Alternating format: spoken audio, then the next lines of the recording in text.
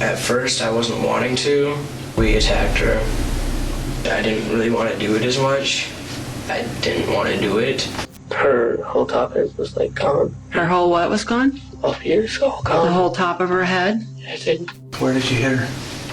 It was with that first swing? I think the head. But I didn't feel good. We were freaking out. This is 13-year-old Antonio Barbeau and his friend, 13-year-old Nathan Paape. The pair are enjoying a good meal and some conversation at a local pizzeria. This footage seems innocent enough. However, once it's revealed exactly how they ended up there, your entire perception of this video will change. On Tuesday, September 18th, 2012, 78-year-old Barbara Olson didn't show up at her daughter Judy Offit's house as she normally did mostly every morning. When Barbara failed to appear again on Wednesday morning, Judy became concerned for her elderly mother. Judy placed several phone calls to Barbara in the following hours, but they all went unanswered. By the afternoon, she'd still received no word from her mom. Barbara lived just a few miles away from her daughter in the town of Sheboygan Falls, Wisconsin. So Judy made her way to her mom's house later that very same afternoon. She lifted the garage door so that she could attempt to go into the home through the garage entrance. Her mother's car was missing from inside, but what she did find made her run to a neighbor to call the police. Please send an ambulance and the police. My mother is laying in the garage and there's a lot of blood and there's a blanket over her head. There's a lot of blood. How did the blanket get over her? I have no idea. And how old is your mother? She is 78. And is she breathing? I don't know. I can't look. The blanket is over her head and I can't look. Okay, who's there with you? Oh, God, the neighbor. Okay, can the neighbor check if she's breathing? Oh, you don't have to go and look. You don't have to go. If your neighbor can just go and check if she's breathing. Okay, they would like you to check. Are you sending somebody? I'm working on it. I need to know if she's breathing. Barbara was lying motionless inside her garage, a blanket covering her face with no shoes on her feet. Her arms and hands appeared badly beaten. A trail of blood stretched from her body back into the house through the doorway that connected the garage to the interior of the home. Had the blanket been removed from Barbara's head, the sight would have been enough to scar Judy for the rest of her life. Underneath the cloth was a black plastic bag that had been placed over Barbara's head and secured around her neck with a black belt.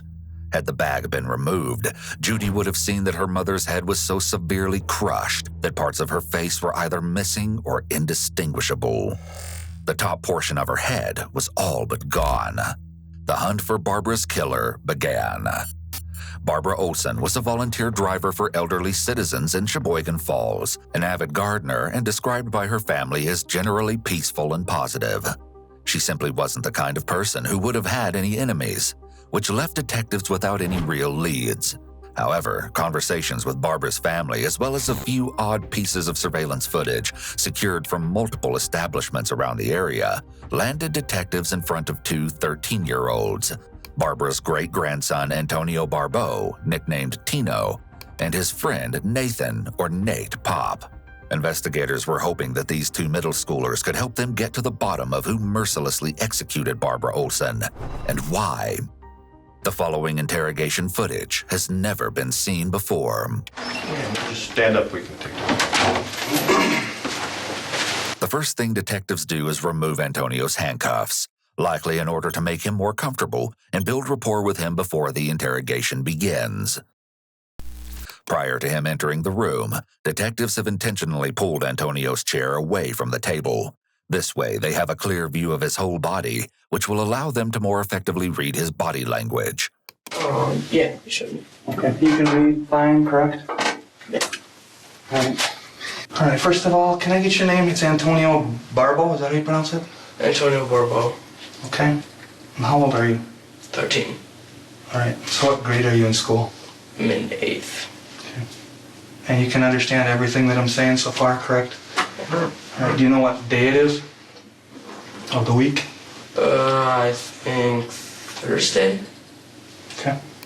Detectives are asking some basic questions to get him talking and establish a behavioral baseline. We've been involved in a serious investigation, okay? There's a lot of different people that have been talked to already. about this serious investigation, and you're one of them that we wanted to talk to, hoping that you can clarify some things, okay? All right. Because you're sitting in here, I do have to read you your rights, okay? All right.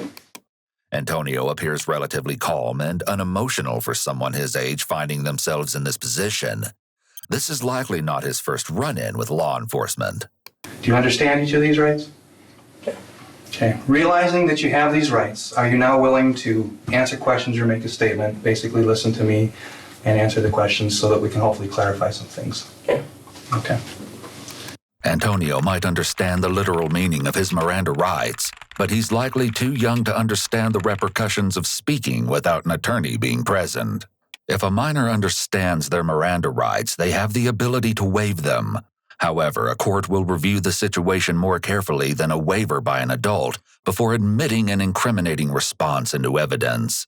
The prosecution must know that the minor understood the situation and their rights, and the waiver was voluntary, knowing, and intelligent. The court will take into account the age and intelligence of the minor and any coercive or deceptive tactics by law enforcement, as well as the emotional state of the minor at the time. If a parent or guardian was not in the room, a minor may not have understood their rights or may have felt more pressure to cooperate with law enforcement. There was a serious incident involving your great-grandmother, I believe. Do you know who that would be? On her name my is? side? My side? Yeah, I think it is. Then Grandma Paape. Okay, what's her... Is it grandma or great-grandma? I just say grandma. But is she your grandma or is she your She's great-grandma? my great grandma. Okay. Do you know anything at all about what may have happened to her? Have you heard anything? Do you know anything at all? No, what happened? Okay. Well, like I said, it's a serious incident. She's not doing that well, and I'll get more to it later as far as the other people that we've talked to, what came up. So, okay. This is a strategically placed statement by the detectives. It lets Antonio in on the fact that detectives have spoken with other people before speaking to him. This leaves him to wonder what they already know. The detectives will likely reveal what information they've gathered piece by piece as the interrogation progresses, in order to see if Antonio's story changes. Alright. So you don't know anything about... When's the last time you saw your great-grandma? It usually indicates that someone is experiencing a negative emotion when their lips seem to disappear, such as Antonio's are here. Disappearing lips doesn't mean someone is being deceptive. It just suggests that they're likely feeling anxious or upset. Telling a lie can be anxiety-provoking for many people, as they don't know whether they will be believed or not. Since we already know that Antonio is lying about when he last saw his great-grandmother, we can presume that his disappearing lips are due to stress from being deceptive. I don't know, I've been in trouble the past, month or two. I'm thinking at least a month ago. So the last time you saw her was at least a month ago? Yeah. And do you remember where that was that you saw her? No. In response to this question, Antonio's hand flies up to his face. Pulling or pushing on one's face is known as facial distortion. It's an adapter behavior to release nervous energy and self-soothe. Given that Antonio is covering one of his eyes, it could also be a form of eye blocking, which is a behavior that people may do when they are presented with something they perceive as negative. It's a way to put distance between themselves and whatever they're hearing or seeing. When an interrogation first begins, detectives will start with basic questions so they can get a feel for how the suspect responds to low-pressure questions. They will then compare that behavior to how the suspect acts with higher-pressure questions, like about the crime that has occurred. Antonio's baseline behavior involved very little movements, and he appeared relatively relaxed. However, as soon as questions about his great-grandma started, he began showing signs of stress. The detectives will likely interpret this as a deviation from his baseline behavior, and therefore an indication of possible deception. When's the last time you were at her house, Grandma or Great-Grandma Barbeau's? Probably last time I went over there to work for her, which would probably be about 2 months ago. I remember I went over there, I put some leaves. Here, when asked again about his last interaction with his great-grandmother, we see more touching of the face and neck and very subtle movement of the leg. These are physical signs of increased anxiety and potential red flags of deception. These movements indicate the person is likely feeling stressed, which could be because they're lying. Like she had all these leaves in the garage, like a lot. Rather than the short answers he's given so far, Antonio delves into a detailed explanation about the yard work he'd previously done for his great-grandma, likely because it's a true story. These kinds of behavioral deviations are exactly what detectives are looking for. And how long ago was that, did you say? I'm gonna guess about 2 months. Okay. And that was at your great-grandma's house? Yeah. So do you know where that is? Do you know the address by any chance or not? Or do you No, I don't know, know the address. do you know what street it's on or anything? Well, the only thing I know is it's in Sheboygan Falls, and then, like, I know the area that it's in, but I don't know the address to it.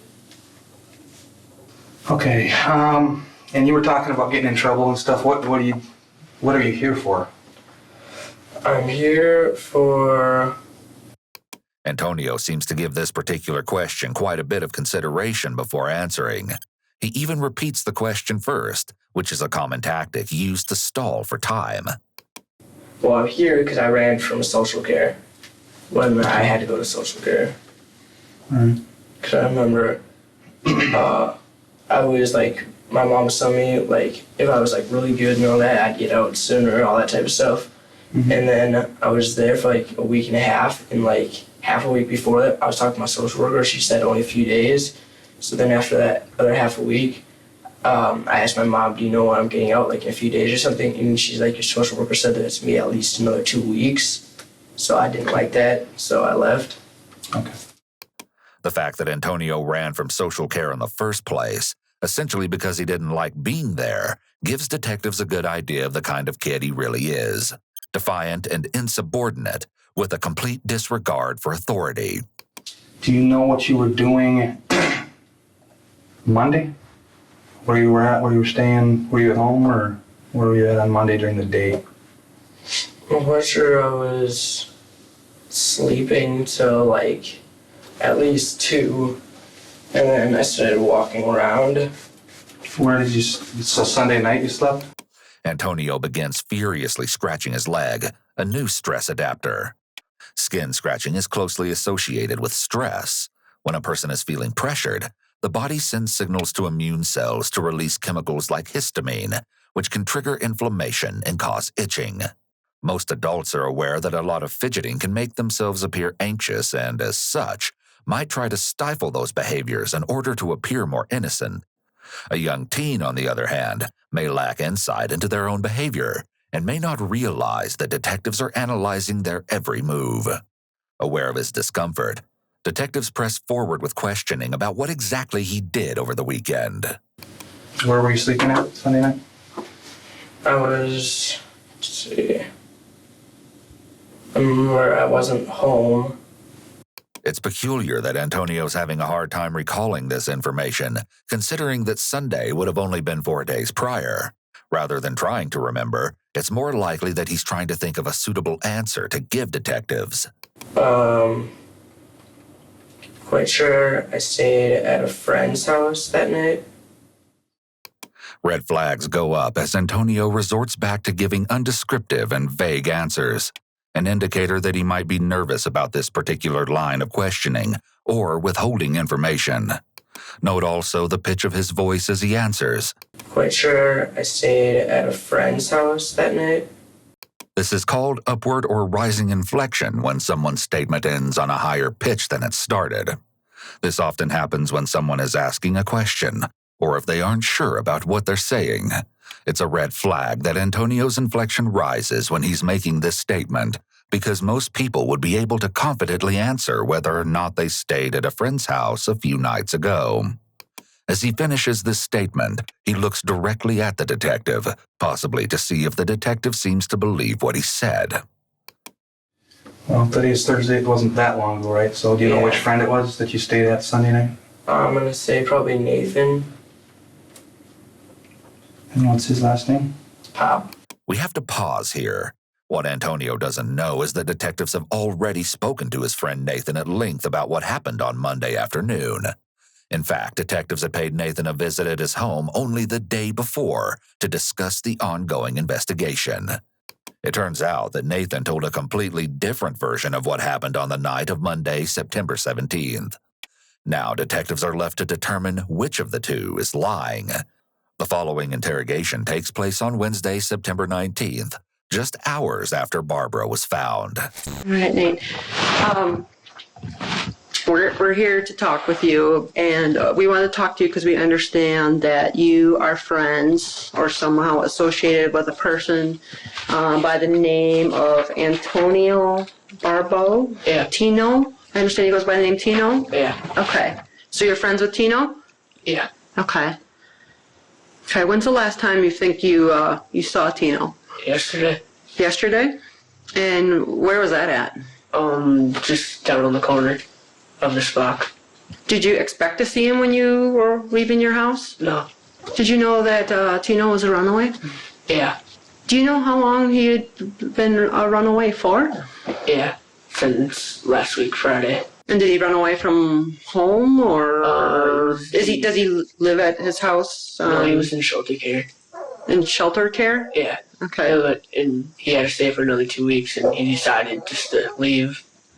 And that was like right after school. He started to run because his mom picks him up. So he just decided to go to the other side of the building. Okay, Nate. So in that time frame between Friday when he ran away after school until yesterday, did you see him in that time frame between that Friday? Yeah. When did you see him? Sunday and Saturday and yesterday. So you saw him every day since he ran away? Yeah, pretty much. There's a second of hesitation before Nathan reveals that he'd been with Antonio on Monday, the day of the murder. He was likely debating whether to lie or be honest about seeing Antonio that day. Not only is he being stared down by police, but he likely knows that Antonio is in custody already. What he doesn't know is whether he's spoken to the police already or what all he might have told them. Until one of my neighbors, who was actually related to me, noticed it. And then, Noticed what? Noticed that I was staying at his house when okay. there was a warrant out for my arrest and all that. And when was that again? That would be the day that, when was that? The day that I got picked back up would be 2 days ago. Both boys tell the same story, that Antonio stayed at Nathan's at night on Friday, Saturday, and Sunday, and that they spent their days just walking around. Oh no, Monday, I remember Nathan had to go to school, so I was sitting in the house all day. At his house? Yeah, I was watching TV most of the day. And you can check the records, he was at school and all that. I remember I was sitting there watching TV most of the day until he got home. Rubbing the front of the neck is a common soothing technique as it stimulates the vagus nerves and sends signals to your brain to slow down your heart rate. People do this subconsciously when they're feeling insecure or threatened. In addition to the excessive neck rubbing, Antonio tells detectives they can check the school's records to prove that Nathan was at school on the day of the murder. This is an example of a qualifying statement or an add-on that is meant to increase the credibility of a claim. However, qualifying statements are, ironically, a common indicator of dishonesty. And I'm quite sure we just walked around a little bit, came back, watched TV because it was already late by then. And this is Monday, what, afternoon or evening or what? Yeah, around after school. Did you stay overnight again Monday night then? At his place? Yeah, Monday night I stayed, and then Tuesday, I think he decided not to go to school, but I didn't know that till I woke up. And then we got up, started walking around. Antonio is recalling a lot of detail about his time at Nathan's house, when just a few minutes ago, he appeared to be struggling to remember where he was on Sunday night. This type of omission can be considered an example of memory of extremes, which describes when a suspect remembers details of less pertinent events, but will then claim to be unable to recall details of an event that occurred, say, only 4 days ago. And then that's when Ethan came over. He was like, hey, Tino, I haven't seen you for a while, that type of stuff. And then he was kind of next to me, a little behind me, so I didn't see it. and then he just like grabbed me, and then he just yells, "I got him." I remember then they called my mom. She came and picked me up. She talked with my, I think it's attorney. Then she talked with him, and he said just to stay at my house for the night. And then in the morning just to come over there, and then we'd have our like session or whatever it was, like what we were talking about the case. Okay. So we went to my house, stayed there for the night. That was And- Tuesday? Yeah, and then yesterday morning at I think like 9:30, we went there and then we talked with him about my case, and then he was checking to see if there was warrants for my arrest, which there was. So then he was talking with my social worker, and then I came here, and they said today at 11:15 I have my hearing deciding where I go. Who else does Tino hang out with? He used to hang out with Nick, but they're not friends anymore. Do you know why they don't hang out anymore? He broke into his house before. Who broke into whose house before? Tino Broke into Nick. Antonio's pattern of shamelessly violating the rights of others is another sign of possible conduct disorder. It's usually diagnosed during childhood and can be a precursor for antisocial personality disorder as an adult. Kids with conduct disorder consistently display behaviors such as aggression towards people and animals, destruction of property, deceitfulness or theft, and the frequent violation of rules. Though he checks off multiple boxes, to our knowledge, Antonio has not been diagnosed with conduct disorder. What do you know about that, Nate? I know he took money, and I don't remember the times. How long haven't they been friends? A couple weeks now. Did this happen right after he broke into the house? It happened a while ago, but I think they just found out like 2 weeks ago. Do you know how Nick found out? They set up cameras. So he broke into their house more than once? Yeah, Do you know how many times that, 4. 4 times that Tino broke into Nick's house? Yeah, How do you know that? I was with him. Nathan is very evasive about his involvement in breaking into Nick's house. Up until this point, he talked about the break-ins as if Antonio was acting alone. He only confessed to being there when he was directly questioned about the information he knew. He seems to be trying to deflect all the responsibility onto Antonio when he was also present and very likely complicit in the crime. Were you caught on camera too then, Nate? Yeah, Being entangled in this many legal issues at such a young age is an indication that these behaviors likely would have continued and developed into a criminal career without the proper intervention. The greatest thing of note here is that Nathan has engaged in criminal behavior with Antonio multiple times before. They've begun to establish a pattern of behavior that the two of them have when they're together. The combination of their personalities might have made them capable of doing things together that they might not have done alone. After almost an hour of being interviewed, it's suspicious that Nathan hasn't inquired as to why the detectives are there.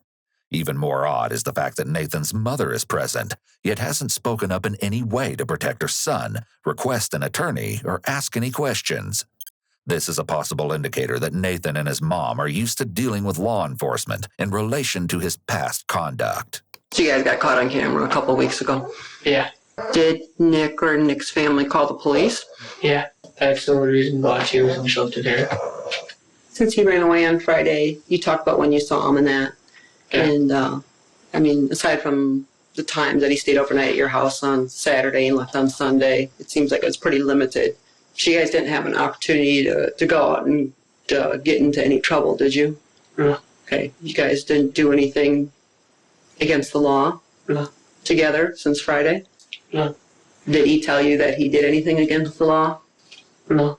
The detective is hoping that Nathan will take the bait and at least admit to Antonio having done something illegal, but he continues to deny. At this point, detectives have dedicated about an hour to asking ancillary questions.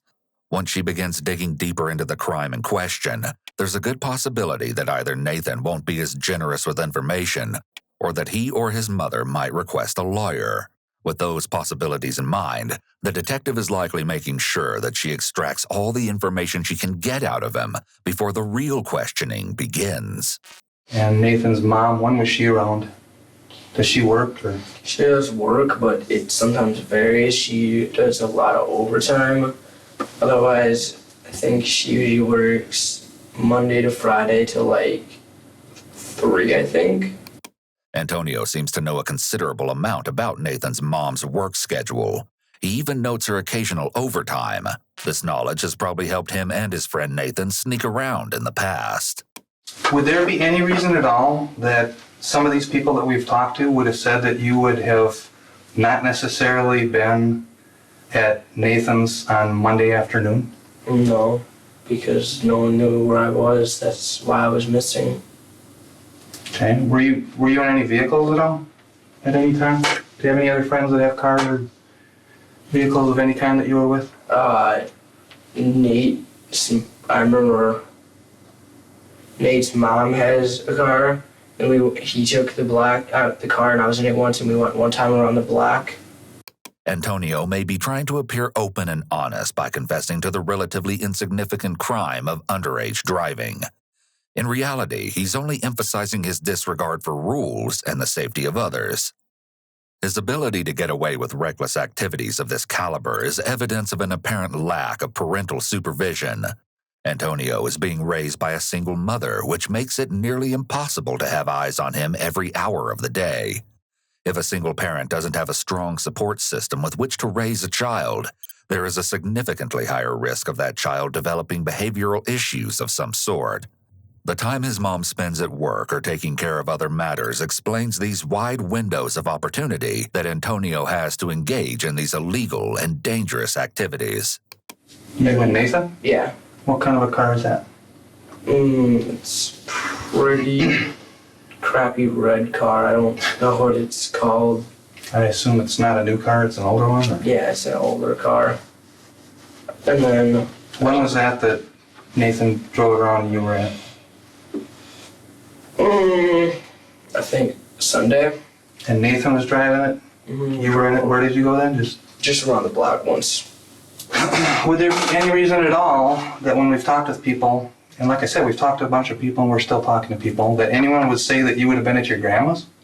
Great-grandma's, I'm sorry? No, I had no reason to.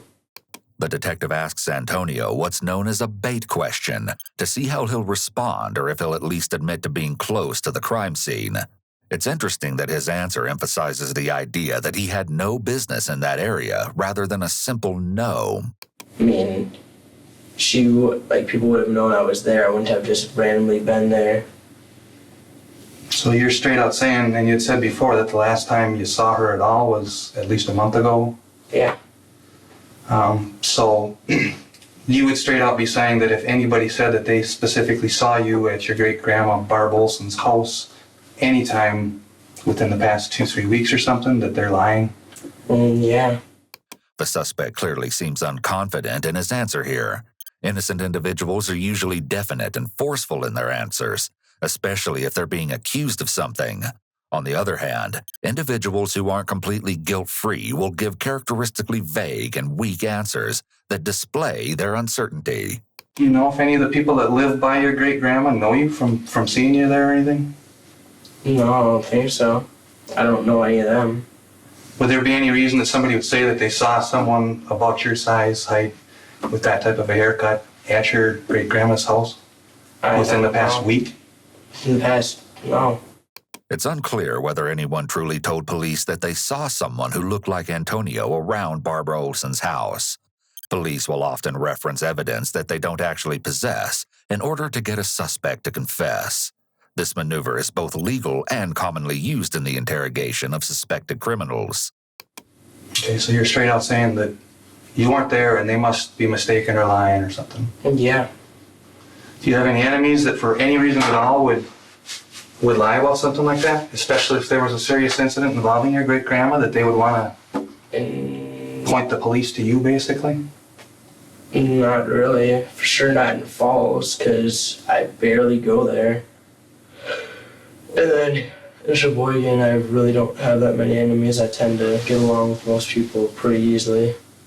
Do you have a job or anything that you can make money, or do you get paid an allowance or anything like that? We were talking about allowance, but then I started getting in trouble, and then we never finished talking about it. The detective suspects that there might be a financial motivation behind what happened to Antonio's great-grandmother. So, if you need something, if you need new clothes, if you want some soda, if you want something like that, does your mom give you the money, or how does that work, or you just don't get it, or what? Like if it's not that much, my mom will usually get it, but otherwise, I really don't get stuff. Antonio's answer indicates that he comes from a low-income household. Oftentimes, young people who commit theft and similar crimes do so largely because of deprivation. This is concerning when combined with the fact that Antonio has demonstrated that he has no problem breaking the law in order to get his way. If I were to tell you that your great-grandma Barbeau was killed, would that surprise you? This could be the freeze response. When someone encounters a threat, they may stop all movement so they don't draw unnecessary attention to themselves. Most innocent individuals would express shock, surprise, or sadness at hearing that a family member was killed. But Antonio appears to be frozen and shows no visible reaction. Someone who's guilty may feel panicked when they find out the victim has been found because they're worried about getting caught. Momentarily freezing is one way the body handles stress until the brain can kick in and decide what the best course of action is. Would you have any idea at all how that could have happened? No. No idea at all? No. I take it you're not real close to her as far as hearing that news and just... I mean, as I said, I never talked to her that often. As I said, is a referral statement and may be used by suspects to make their story sound more credible. Referral statements build on the idea of repetition. The more you hear something, the more believable it may seem. Antonio needs to find a way to explain why he doesn't appear upset about his grandma. He may think that if he can convince the detective that he wasn't close to her, this will explain his lack of emotion. It's important in this moment to remember that Antonio isn't the conventional suspect. He's only a teenager.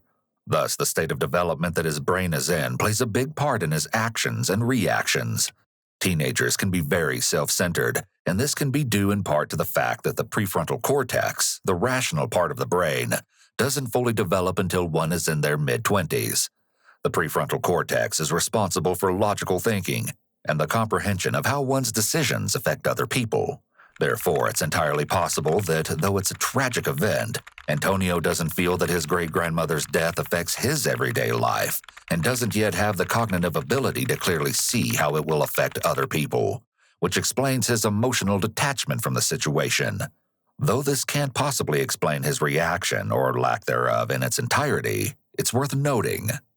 I did a little bit, but not that much. Do you use drugs at all? Any kind of drugs? I have done drugs, yeah. Okay. When's the last time you used any kind of a drug? At least a week ago. The detective is clearing the possibility that Antonio might have been on drugs at the time of the murder. If he were to have committed this crime in an intoxicated state, that could open the possibility for Antonio to use the diminished capacity defense in court. And what would that have been? Just weed. You haven't used any weed at all since about a week ago? Something like that? Yeah.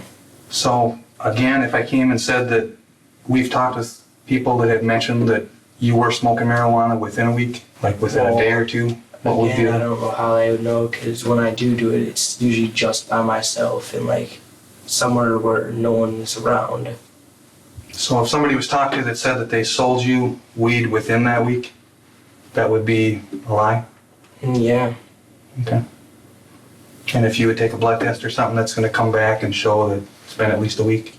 Yeah. This is a misleading statement from the detective.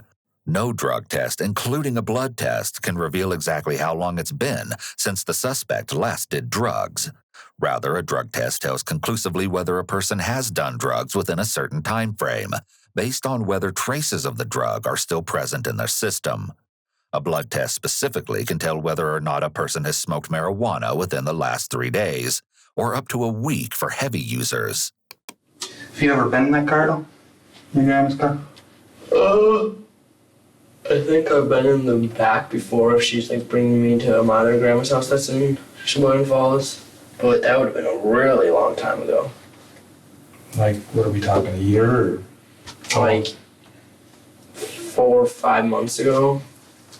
But it was at least 4 or 5 months since you were in that vehicle. Yeah, it's been a really long time. So if we get evidence, and I'll tell you right now, we have that vehicle, and it's going to be able to show as far as fingerprints or whatever probably, that you've been in there within 4 to 5 months. If this claim sounds outlandish, that's because it is. It is not possible to date fingerprints. This is likely another lie to intimidate Antonio into confessing. In recent years, states across the country have begun to acknowledge that lying to minors in an interrogation is coercive and poses a much higher likelihood of yielding a false confession than if the suspect were an adult. Some states insist that suspects under 15 years of age have a parent, guardian, or other interested party present with them during questioning. This is because typically young offenders don't fully understand the gravity of the situation or their right to remain silent, which automatically gives the detective the upper hand in a situation just like this. I just want to make sure, you're pretty sure that's the last time you were in there, right? Yeah. So it shouldn't show that, correct? Yeah. Yeah, it shouldn't show it? Yeah. Okay. Any of your friends ever been in that car that you're aware of? I have no idea. I don't think so. Actually, the only friend you even talked about is Nathan, I think, right? Yeah. Rubbing or covering the eyes is another indicator of possible deception, as it can be a subconscious attempt to hide from the detective or the situation as a whole. Where you stayed, has he ever been in that car that you're aware of? And I'm assuming you would have been with him, right? Or does he know your great-grandma? I think he's been there once. That's your great-grandma's? Yeah, I think one of the times when I was working, he went with. And do you remember ever being in your grandma's car, great-grandma's car, I'm sorry, Barb Olson's car with your friend Nathan in the car too? No. Okay. So as far as you know, he's never been in that car, correct? Unless he would have been there alone, which, is that doubtful or probable? I don't see how he would have been. This is another example of a qualifying statement. Innocent people typically provide a more direct response, such as a simple yes or no. Instead, Antonio is being careful and giving ambiguous answers that he can later turn around and change if necessary. So you'd be extremely surprised if he's been in that car, right? Yeah. Right. The detective creates a long silence by pausing to take notes. This is also an interrogation strategy, as a suspect will often find the quietness uncomfortable and continue talking in order to break the awkward silence. However, it seems that Antonio has nothing else to say. It's worth noting that the interrogation has been going on for over half an hour, and Antonio hasn't pressed the issue of what exactly happened to his great-grandmother, how she was killed, or who could have hurt her. This line of questioning is often lacking when a person is guilty. They simply don't think to ask because they already know what happened. So what's the most recent time you would have been in your grandma's bedroom, do you think? Probably to go to the bathroom, which would have been last time I was working. And that was a month or so ago. Yeah. So that would have been when I went in there to go to the bathroom. All right. And as far as being in your grandma's room, would you have just gone in there to get to the bathroom? Yeah. Or what? That would be it. I would have used it to go to the bathroom. Like, gone from there, went to the bathroom, came back out, went around. And you've never seen, like if she kept her jewelry on a counter, what she would keep it in, anything like that? Do you have any idea at all?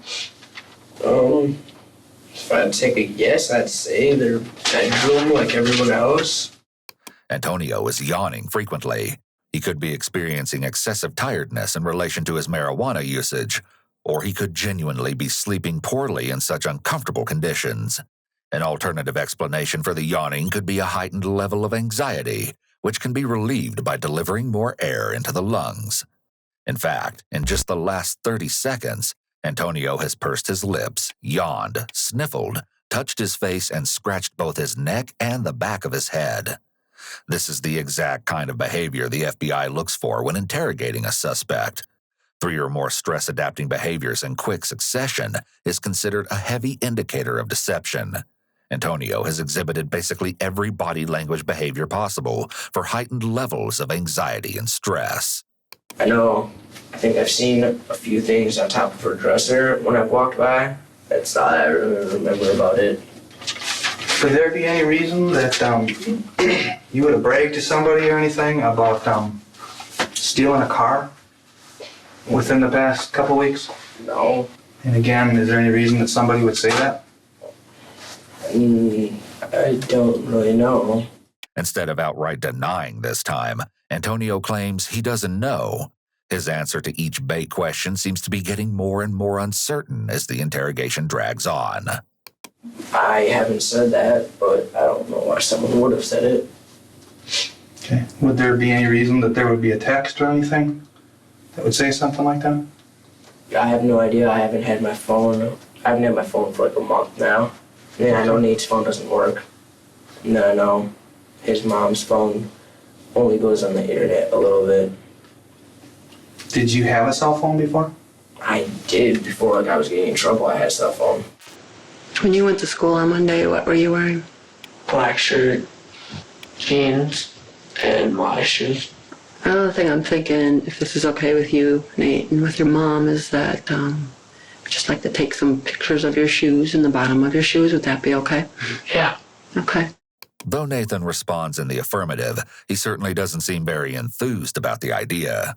It's likely that while ransacking the home, Antonio and Nathan left shoe prints, possibly bloody ones, at the crime scene. The photographs they'll take of Nathan's shoes will be compared to the prints found at the crime scene and used as corroborating evidence that he was indeed present at Barbara's house around the time the murder was committed. When you got put in here, what kind of clothes were you wearing? I wore clothes with a lot of designs, like a really designed t-shirt with like blue like coloring that was like shiny, and then a black like overcoat thing that I buttoned down the two bottoms, and then I'm quite sure light jeans. Blue or what? Yeah, light bluer jeans, and then my shoes. Did you have socks or not? I'm wearing my socks. The same ones you got? Yeah. Okay. If we would look at those shoes, would there be any reason at all that we would find any blood on them? No. And if we would find blood on them, what would that be from? Can you think of anything? Were you ever near anything in the past couple weeks that there was any blood there? Not really. Not that I can think of. This is referred to as a selective memory statement.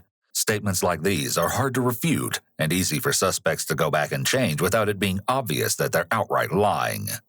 Though vague, this is still a strange statement since anyone, especially someone with only one pair of shoes, would surely remember stepping in blood. Are you the only person that wears those shoes? Yeah. So you never borrow them to Nathan, you never borrow them to your other friends that you... No, I don't Anyone? borrow shoes because then I don't have shoes to wear because I only have one pair. Would it be okay with you if we took those shoes and checked them for blood? Sure, but I do have my hearing today, so I need them for that. Otherwise, I can't walk. Have you cleaned them lately at all? Not really. You didn't throw them in a dishwasher, you didn't put a bunch of bleach on them, something like that? No. I don't really clean my shoes. Okay. All right, we'll get back to that, I'm not sure, but I appreciate you letting us do it, and that might help us to clear some stuff up. When's the last time you went out to eat anywhere? You know, To eat. actually out someplace, not just at Nathan's or at home or something, or at school. I mean, like out to a restaurant or Restaurants. something like I that. don't remember the last time I gone to a restaurant. It had to have been months ago. When's the last time you were at Theo's Pizza? Theo's Pizza. Suspects may repeat the question in order to give themselves an extra moment or two to think about how they want to respond to a particular question. If they didn't have an answer ready and they didn't repeat the question, they would be left with an awkward silence. This uncomfortable lag in conversation could increase the suspect's anxiety, and they may worry that the detective will see their pause as suspicious. Oh. I've been there just like, I think 2 days ago. Maybe 3. Confronted with the exact name of the restaurant, Antonio changes his answer as if it had slipped his mind. It's hard to believe that someone would have completely forgotten something that only happened 2 or 3 days ago. So within that 2 to 3 months then? Well, no, I mean like 2 or 3 days. Right, so that's within 2 or 3 months that you just said, right? So it's I guess. 2 or 3 days ago, which if today's Thursday, you're saying either Tuesday or Monday? I guess Tuesday. Tuesday? I think Tuesday. When someone is feeling very stressed, their mouth and throat may become dry. This can lead to behaviors such as drinking more water, increased clearing of the throat, or increased licking of the lips. Do you know about what time? I'm gonna say like about 1. 1 in the afternoon? Yeah, it's just a guess though. Were you there alone, or? It was me and Nate. We went to get pizza. So, how did you guys get to Theo's Pizza? It's not that far of a walk. So you just walked? Yeah, it's not that far. About how far? Probably about a 30-minute walk. And who paid for that? Butcher Nate, we had $20. And where did you get that, do you know? I remember we found that on the floor at his house. That day or when? I think so. Well, it doesn't sound like you have a whole lot of money, so if you found a $20 bill, it should stick out, right? Yeah. So you're pretty sure that it was Tuesday that you found it on the floor at Nate? It was either Tuesday morning when I woke up, or it'd be Monday, like, late at night. Because I remember then we were hungry, so we decided to go get some pizza because it's not that much money. It's only for like $5.25 for a pizza. Okay, I think basically I'm going to give you one more chance to tell the truth, okay?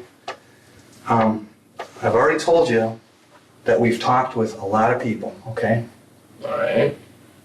And we've had the state crime lab in, we have a lot of evidence. You know, it's a video world nowadays. We have video evidence. We have a lot of stuff, okay? And I'll tell you right now, you're not telling me the truth. This is another facet of the Reed interrogation technique called a positive confrontation. Without being too aggressive, the detective is letting Antonio know definitively that they have evidence that proves that his story is untrue. The detective puts a little extra pressure on him by advising him that this is his very last chance to tell the truth. Is there anything at all that you've talked to me about that you want to change your story and tell me the truth? Or do you want to stay with what I consider a lot of lies? And you need to really think about this, okay? And you need to think about your future, and you need to think about the potential of being in front of a judge and saying, he straight out lied about absolutely everything. He never took any credit for anything, and said that he had nothing to do with anything at all as far as great-grandma Olson. So think about it for a second. Let me just make sure.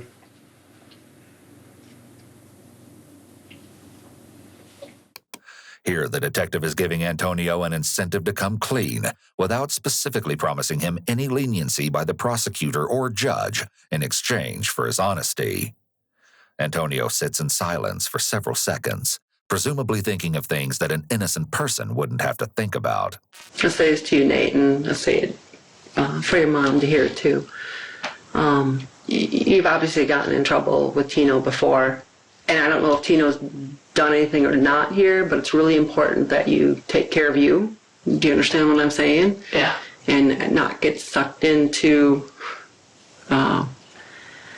any trouble with him. You know what I mean? Yeah. Okay. You understand the seriousness of this, right? And you understand that you're taking a big roll of the dice here, right? And apparently you want to try that. Wait, with what? With telling the truth or lying. You're telling me that you are straight up telling me the 100% truth about everything that you've told me, correct? No. Okay, I want you to clarify then what you haven't been totally truthful about. I will sit here and listen to the truth, but I'm not going to sit here and listen to a bunch of more lies, okay? And it sounds like you've had a pretty tight time of being home here over the last few days. Yeah. But it's really important that if you know, even if you know, like you weren't there, because it sounds like you've been here at home or here at school, except for on yesterday that if he told you about something that he did, and it doesn't get you into trouble by telling us if he told you things that he did, but I don't want it to be any trouble for you if he did tell you that he did something against the law, since he's been a runaway since last Friday. And I know you don't want to get your friend into trouble, but it's pretty important that you not try to cover for him. You know what I mean? You understand what I'm saying? Yeah. Okay. So I want you to tell me the truth of what happened. That's all we're looking for, is the truth. We don't want to pin something on somebody that doesn't deserve to have anything pinned on him or her or whatever. I want the truth, and that's what we're going for here, okay? So what do you want to clarify and tell me the truth about? What else do you want to share with us? Can I write it down? Can you write it down? Yeah. Yeah, you can write it down. Nathan is basically speaking in a whisper at this point. He's likely experiencing symptoms of extreme stress, one of them being the drying of his mucous membranes. This dryness in the vocal cords can cause someone's pitch to sound different. His raspy voice, combined with the fact that he doesn't even want to make the statement out loud, indicates that whatever he has to say isn't any good. Okay, Ken, here, I'll give you a piece of paper. The room is dead silent but for the sound of Nathan's sobs and the pen scratching against the paper. Nathan proceeds to scribble 9 words, then hands the note to the detective.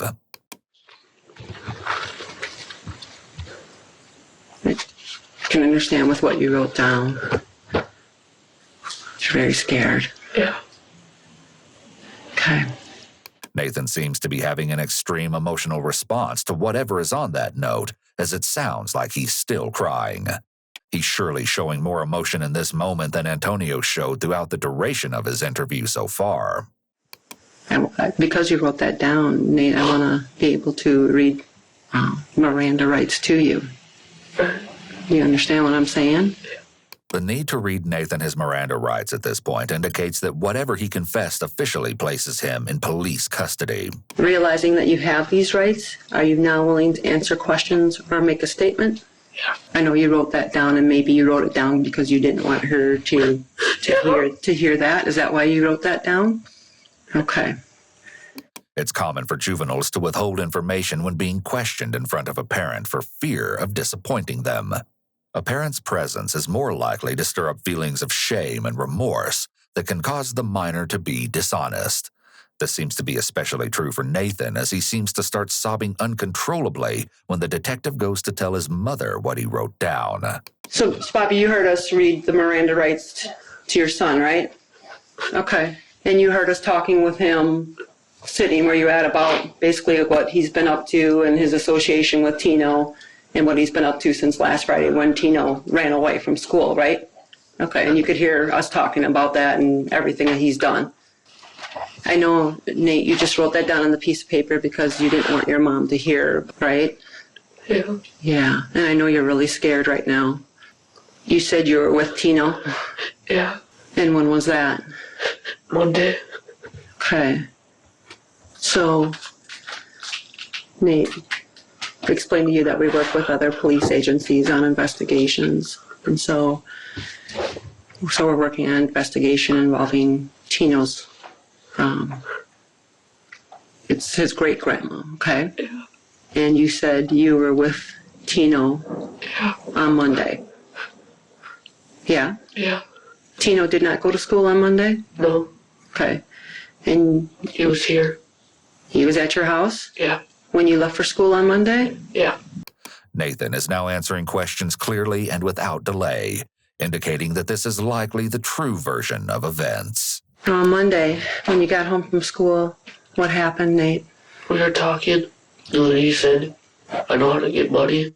Me and Nate did go to my grandma's When? Monday. And he said to kill his grandma. But I thought he was just joking around with me. Okay. And then I asked my mom to take us to Sheboygan Falls. And I told her that we were going to meet up with one of our friends. Then we attacked her. A very interesting choice of words. When describing their crime, suspects will often use language that makes the offense sound less egregious, such as Antonio's use of the word attacked, rather than killed. You and Nate attacked her? It was both of us. With what? Like hammer thing. And then like a hammer thing with an axe at the other end. And what time was it on Monday? I don't know, like probably like 4, 5. And why was this done? At first I wasn't wanting to. Like we were in our garage through one of the doors just like waiting. And the garage door was open.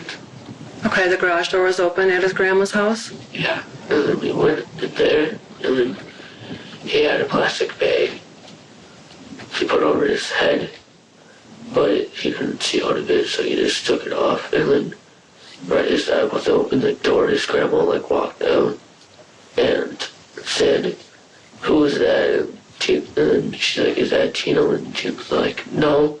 And I'm standing behind the door, and she like because I like stepped on something, and then she said, "Come out." And I came out, and then she's like, "What do you?" And then she asked us if we were cold, and that's why we were in the garage.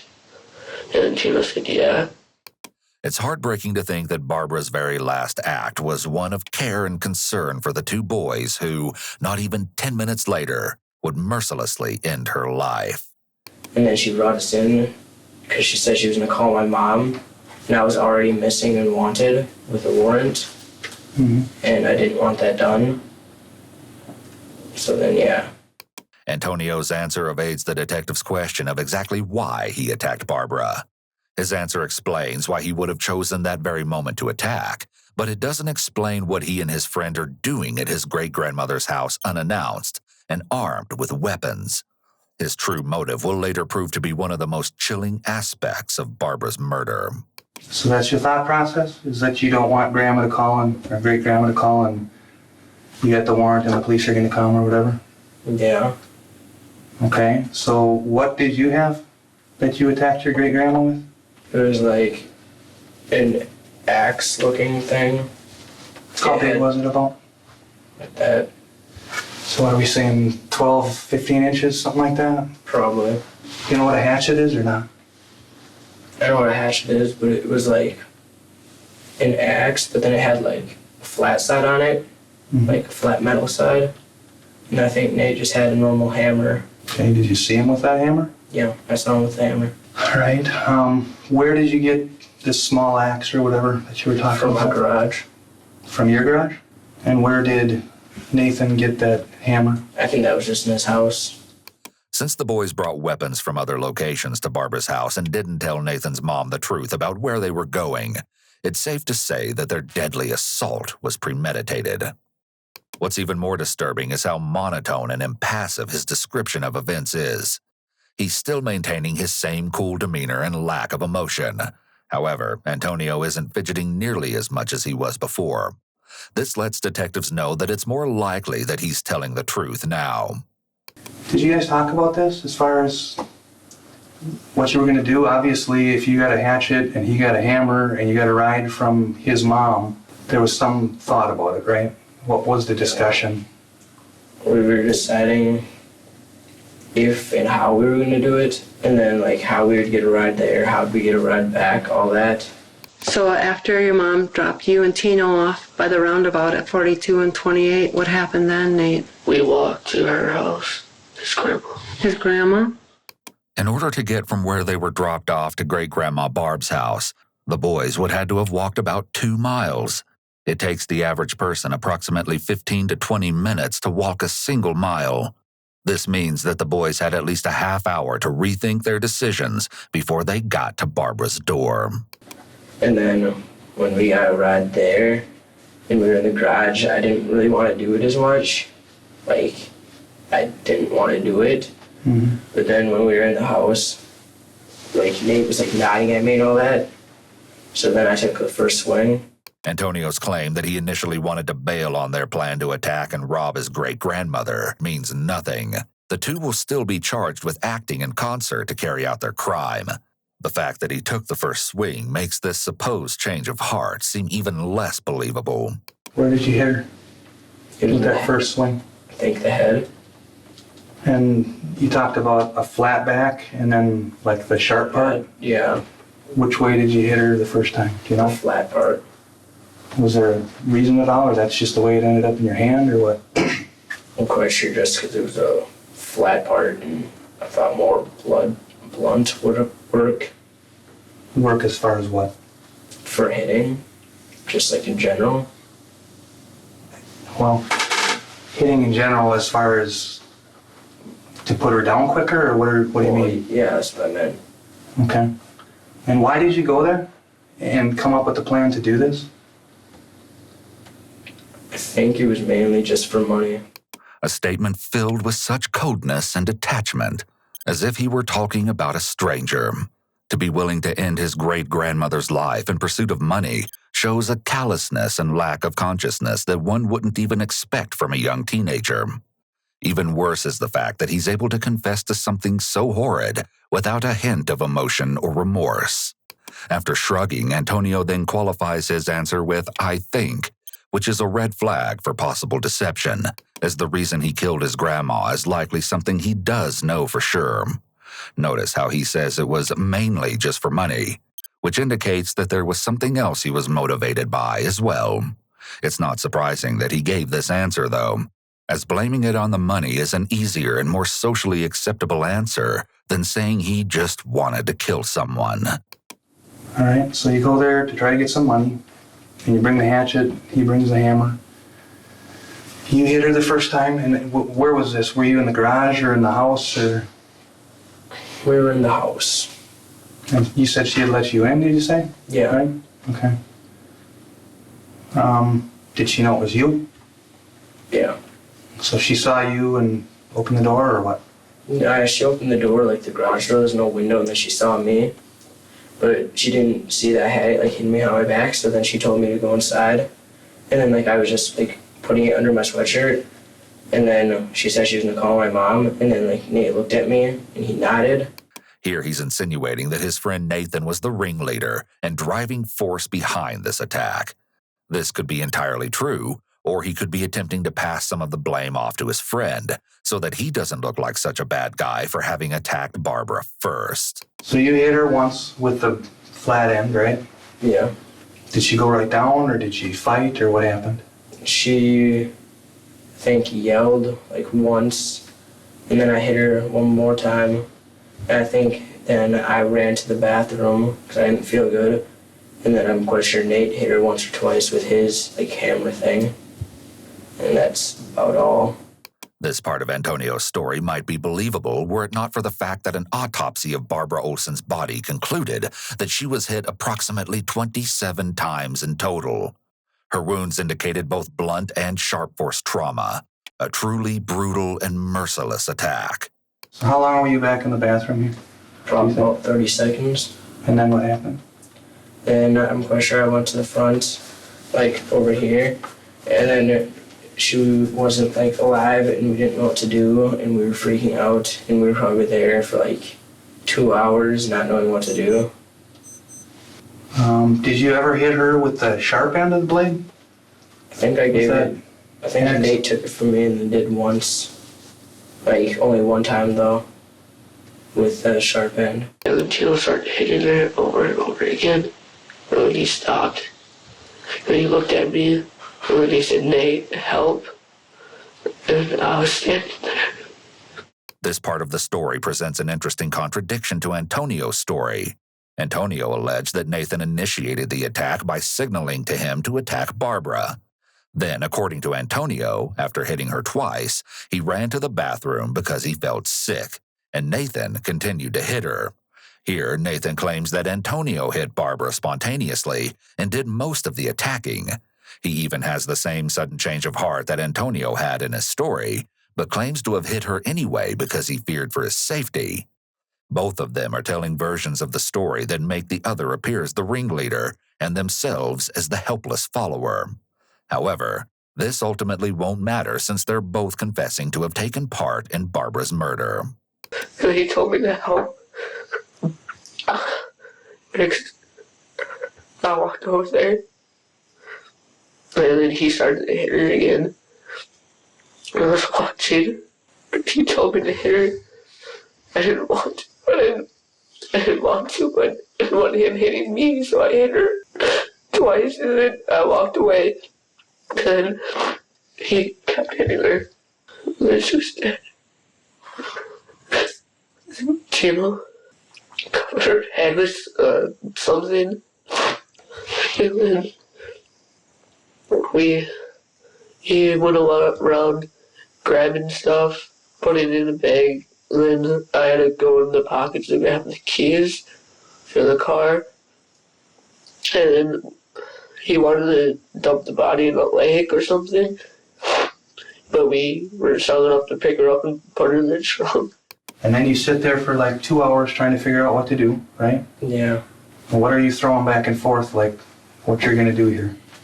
I think we're gonna try to see if there's any way we could like get her into the trunk, but that didn't work. So then we started like pulling back towards the main door, but then we couldn't get her up like one of the steps to get in the house. Okay, so you took her from the living room and got her where then? You took her out? Into the garage by the car. And was that both you and Nathan? Yeah, and then we couldn't get her in the trunk, so we just like started pulling. We were gonna go to the basement, but then we couldn't get up the first stair. So then, of course, we didn't know what to do. So we decided just to like leave it there and then go. So is like one of you on the hands and one on the legs, or what? We were trying to we sat out right there, and then we tried lifting up, but we couldn't even move it a few inches off the ground. So then we just stopped trying. And then did you go back inside, or No. where are we in this 2 hour span? I'm quite sure we didn't go back inside. I'm quite sure we ran to the back room, grabbed a few of the boxes and all that crap in there, and just threw it in the bag. Then I think we grabbed 3 sodas that were in part of the basement right here. Mm-hmm. And then I think we just left. And then Nate was driving. It was I'm driving which car then? that car. So that's your great grandma's car, right? Yeah. It's haunting to know that 2 13-year-old boys are capable of such a cold-blooded crime. Not only did they murder a relative, but they immediately proceeded to heartlessly rummage through her belongings for things they could take, as if they hadn't already taken enough. I don't know what car, what it is, though. Okay. You know that it's your great grandma's car, though. Yeah. Okay. Which back room did you say you went into to grab some boxes? That. So her bedroom? Yeah. And what do you mean, what kind of boxes? I'm quite sure it had jewelry, but it all looked as you said, fake and all that. And I remember she had clip-on earrings and all that. Antonio's explanation of the crime throws up several red flags. It's heavily littered with selective statements such as "I think" and "I'm quite sure." If he'd only used these phrases once or twice, it might not have been suspicious. However, he uses these a half dozen times. Throughout his recount, he also alternates between referring to the body as it and her. Perhaps this is his attempt to distance himself emotionally from the victim. And he wanted me to drive, and then I got in the driver's seat, he got in the passenger's, and we opened the garage door, drove out, and closed it, and came back here. And where did you drive her car to, Nate? By a church. By a church? Yeah. And then we walked to my house. Then you came back here? Yeah. And then he went to the purse and grabbed the money, and then he threw it in the store. And then we just went to bed that night. And then yesterday, Yeah. then we took the car and parked it at some bowling place. And then we went, because he was hungry, so he wanted to buy Theo's pizza. And we ate there. And he said just to leave the car there. So we bought gloves and wipes to wipe the car down, to get our fingerprints off. And we just left the car. And we walked to my house. Nathan is leaving out a particularly interesting purchase that the boys made with the stolen money. He's likely omitting this information out of fear that divulging it will make him look even worse in the eyes of the law and detectives. Soon, we'll find out exactly where the majority of the proceeds from their heist went. So then you go out, you said he drove? Yeah, he drove. And where did you go from there then? So we took the car, we pushed our park by like some bank that was like 2 blocks away from his house, and we just walked there. So 2 blocks away from Nate's house? Yeah. Okay. And then we walked back to his house, and I think we were just there for the rest of the night. And then the next day is the day he didn't want to go to school. So what happens on Tuesday with you guys? We went and we got pizza, but we took the car to a place across from McDonald's and then parked there. And then we bought, like we went, walked, bought some pizza, ate. Then when we were walking back, we went and got gloves and cleaning stuff. And we went to the car, just kind of wiped it down a little bit, then left the car keys in the car and then left it, like unlocked and everything. Where was that?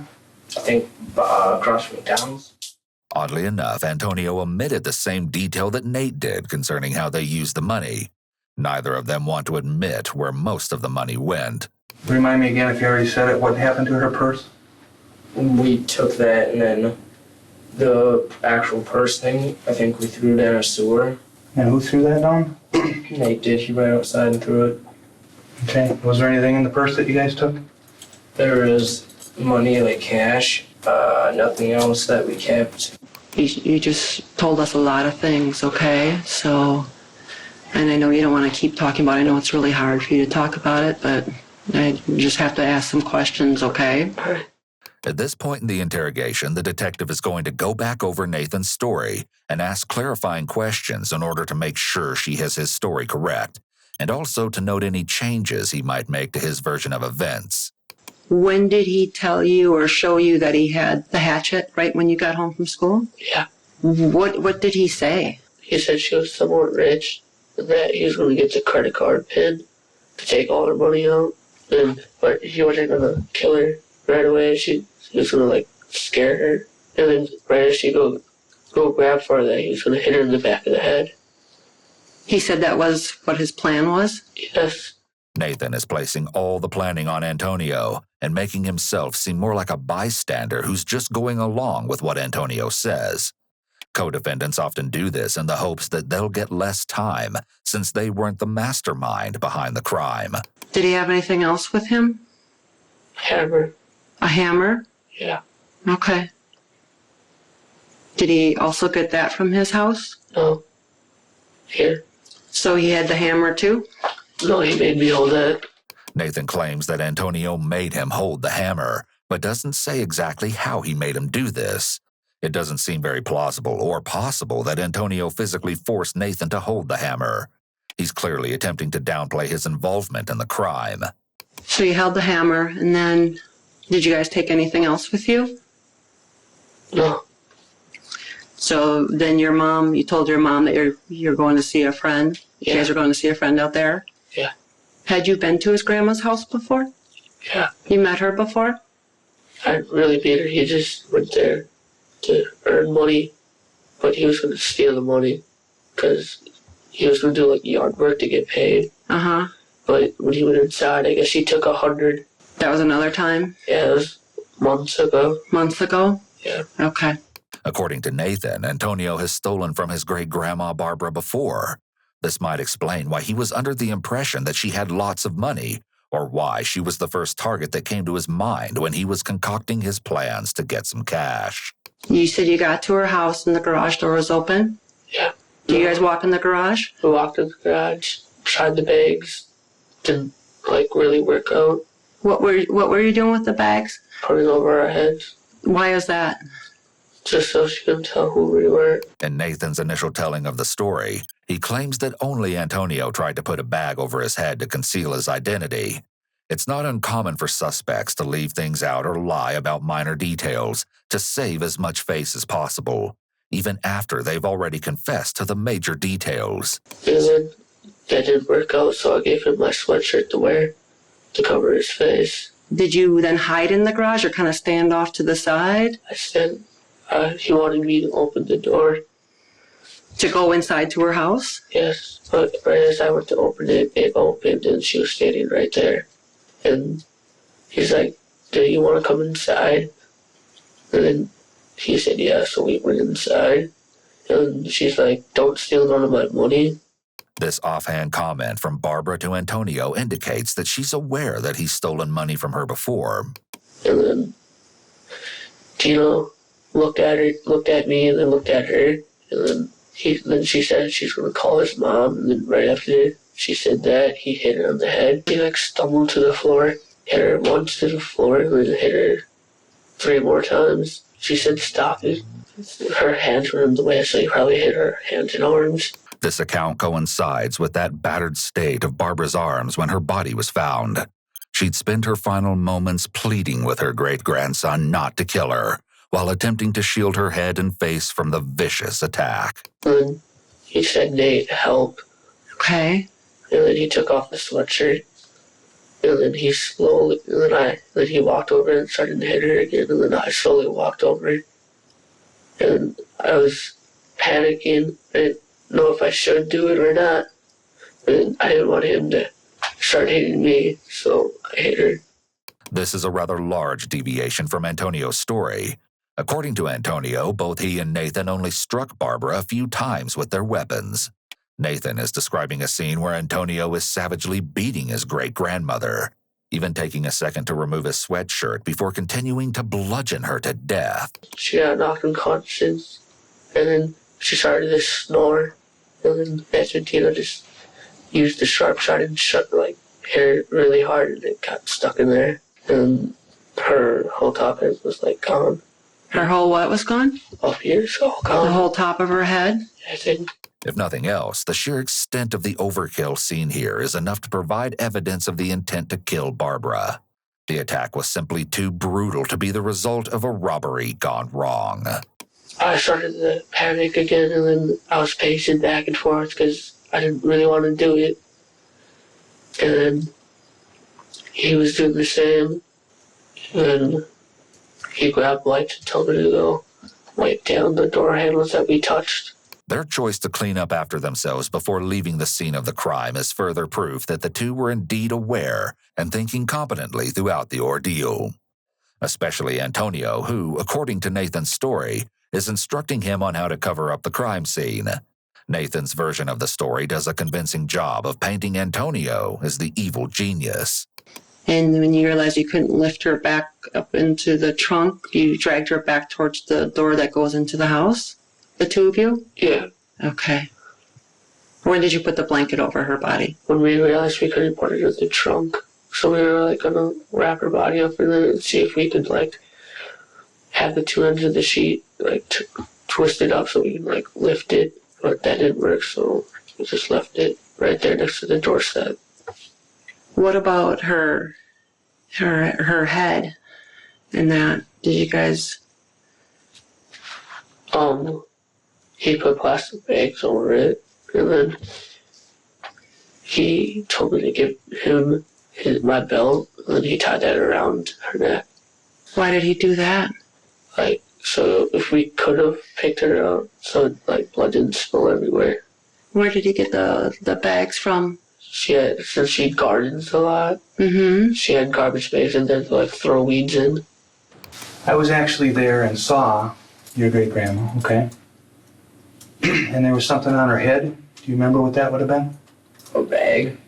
Okay, what color? Black. And how did that get there? From in the garage. There's bags in the garage. And why was it put on there? Because I didn't like seeing it. Didn't like seeing her face or what? Yeah. Or I don't want to put words in your mouth, so what didn't you like seeing? Everything that happened. It's not uncommon for killers to cover their victim's face if it's a family member, friend, or partner. Seeing the face of their deceased loved one might trigger certain emotions that the killer would likely rather avoid. The fact that Antonio felt the need to do this indicates that he felt some type of negative emotion when he saw what he did to her, possibly due to lingering traces of an emotional attachment or even hints of remorse. So that's why, did you put the bag on her head? I think so, yeah. Okay. And what kept that bag on her head? Nate's belt. So did he put that on or did you? Pretty sure he gave it to me and then I did it. What happened with the hammer? I think we put it in the trunk. And what about the hatchet? The trunk. Okay. And the jewelry? In the back seat. And the purple bag? Back seat. And there's a bloody coat in the trunk. a bloody coat in the trunk? Yeah, because that's what we first put over her head.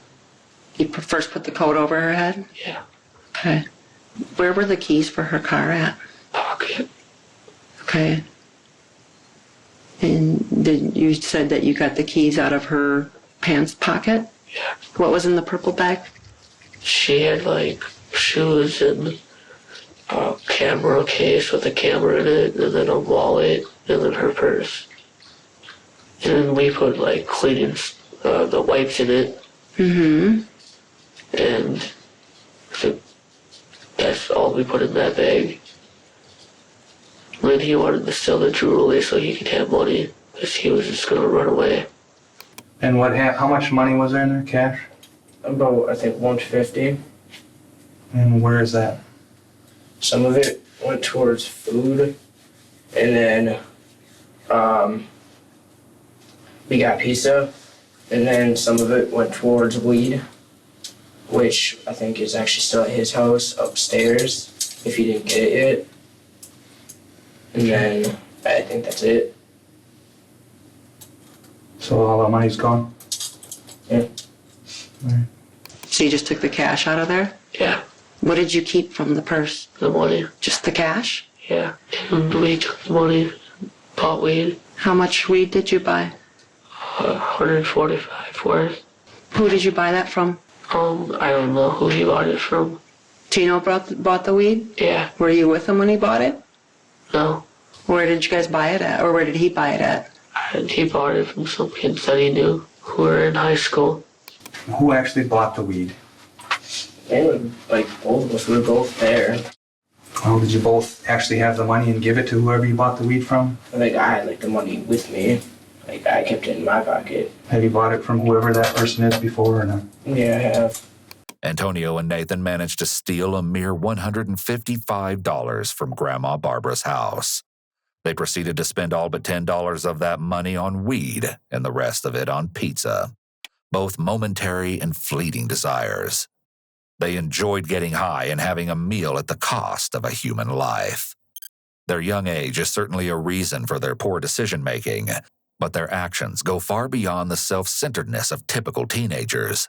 Their actions and mindset are very much reflective of children with severe conduct disorder. And then we woke up the next morning. Tuesday morning? Yeah, Yesterday morning? yeah. And then that's when I decided not to go to school. What about the stuff in the trunk? We just left it there. And the keys are sitting on the seat. Because Tino thought that if some dude walks by and sees the keys just sitting there, that he would take the car. And if they find the car, they would have thought he did it. This half-baked plan is full of sizable holes. It goes to show their immaturity and unsophisticated thinking, which is to be expected from offenders of their age. And you woke up today and went to school? Yeah, and Tino wasn't at school. Okay. It's interesting that Nathan resolved to go to school the next day. After the events of Monday afternoon, he was probably eager to resume his normal life. Realistically, Nathan said goodbye to his childhood as soon as he participated in the murder, and he likely felt this. Do you have any questions for us right now or not? Mainly just how much time I'm looking at. After ending his own great-grandmother's life, scarring his whole family, including his mother, and implicating his closest friend, Antonio is still only concerned about the consequences that will affect him. His fidgeting hands indicate that the amount of time he'll spend in prison is a source of great anxiety for him. I don't make that decision. Obviously, there's a district attorney that is going to file charges, and it's up to the judge or jury as far as that. But And then am I still have my hearing today or no? I'm not sure. I can tell you that you're not going to get out if you do have the hearing, Yeah. because you are going to end up getting charged. You realize that, right? And And do you realize what you're getting charged with? murder. Right. So first-degree intentional homicide of your great-grandma, Barbara Olson. You do understand the severity of that, right? Yeah. Bobby, do you have any questions for us right now? No? Okay. It's surprising that the mother wouldn't have any questions after learning that her son just helped kill his friend's great-grandmother in such a vicious manner, and that he used her to carry out their heinous plans. Nate, do you have any questions for us right now? No. Okay. We're going to be collecting the clothing that Nate pointed out that he was wearing on Monday, and his shoes, and Tino's clothing that he pointed out in his bedroom, okay? Okay. We'll have to take Nate into custody right now and from the house. Do you understand that, Nate? Yeah. Do you understand that, Bobby? Yeah. Okay, you realize what you're going to be charged with. I've told you, right? Mm-hmm. One other thing, I actually heard that you were really a good kid and into sports and all kinds of stuff, and then something happened, I was hit by a car. right? So then, is that what happened, that you go from being into sports and a good kid to what we just talked about? Or what else is in the middle of there? Not being able to do anything. What do you mean? Like, everything I wanted to ever do had to do with some sort of combat or, like, stuff I wasn't allowed to do because of my head. Like, I wanted to be in boxing and MMA and football. And because of what happened to your head, you couldn't do any of that? No. What happened? I was hit by a car in 5th grade. And what happened as far as why you would not be able to do any of that stuff then? I got a concussion, which they say I still have, but I say I don't. An interview with his grandma Judy, the victim's daughter, confirmed that Antonio had indeed been hit by a car while riding a bike when he was 10 years old. It's true that this accident might have caused traumatic brain damage that resulted in a drastic change of personality.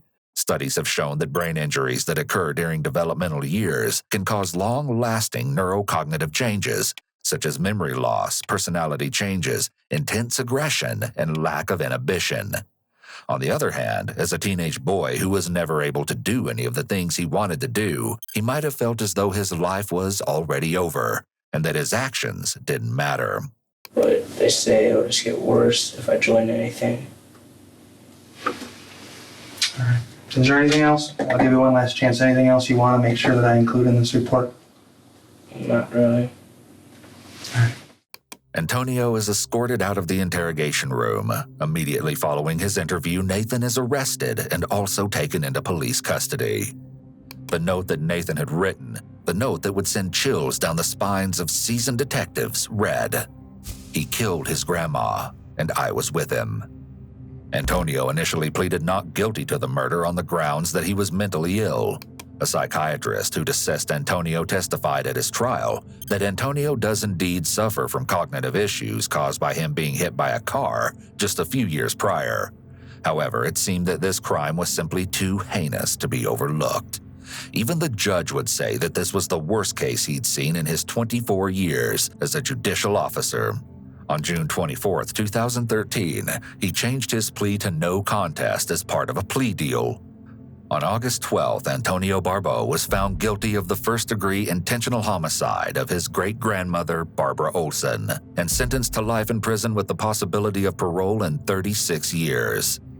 In the meantime, Nathan's trial was still ongoing. In fact, Antonio would testify at his dear friend's trial. He would take the stand and tell the court that Nathan was not the clueless follower the defense tried to paint him to be. He claimed that Nathan was just as involved in the planning of the murder and just as invested in carrying out the murder as he was.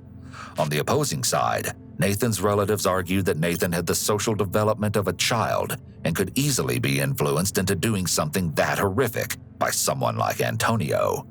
At the end of the day, the gruesome and severe nature of Barbara's injuries, demonstrated by crime scene photos presented in the courtroom, attested to the fact that there was very likely more than one active killer. That was all the convincing the jury needed. On August 13, 2013, the day after Antonio was sentenced, Nathan Paape was also found guilty of first-degree intentional homicide, and sentenced to life in prison with the possibility of parole in 31 years. In 2016, Antonio attempted to appeal his sentence. Nathan attempted the same the following year. Both appeals were swiftly denied and the original sentences were upheld. Antonio was sent to the Waupun Correctional Institution and will be eligible for parole in 2048 when he is 50 years old. Nathan was taken to the Columbia Correctional Facility and will be eligible for parole in 2043 when he is 45 years old.